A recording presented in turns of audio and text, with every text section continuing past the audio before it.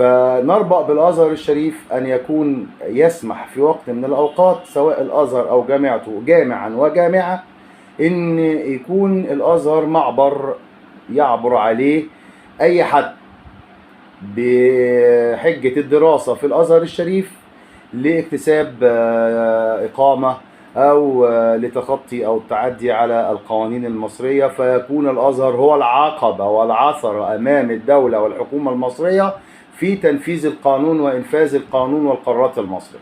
نربأ بالأزهر من ذلك، ولا يمكن أن نقبل أن يقزم أي حد دور الأزهر ويجعله دور معبر. أنا هاخد الدراسة في الأزهر علشان خاطر أفضل قاعد في مصر وأتحدى القانون المصري.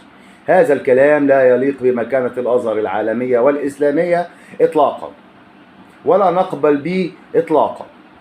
ومع كامل احترامنا وتقديرنا لفضيلة الإمام الأكبر الدكتور أحمد الطيب، وكامل احترامنا وتقديرنا للأستاذ الدكتور رئيس جامعة الأزهر، وكامل احترامنا وتقديرنا لجميع الرموز الدينية، ولكن أن نصل إلى هذه المرحلة فإحنا كده بنقحم الأزهر، أو الأزهر هو الذي يقحم نفسه داخل هذا المعترك السياسي. إن في بعض الناس مناهضين لن يقبلوا بهذا، وطنيين محترمين لهم مشاعر وطنية وخوف على وقلق على وطنهم، ويريدون إنفاذ القانون على الكبير والصغير، ويريدون إخلاء البلاد من هذه الأعداد الغفيرة من الوافدين، والتي تهدد الأمن القومي، والتي تمارس ممارسات لا تليق في البلاد، والتي تؤثر على الاقتصاد المصري. والأزهر الشريف يكون في هذه المرحلة وفي هذه القضية في عثرة أو عقبة، أو يمثل تسهيلا أو تيسيرا لهؤلاء على عبور على القانون المصري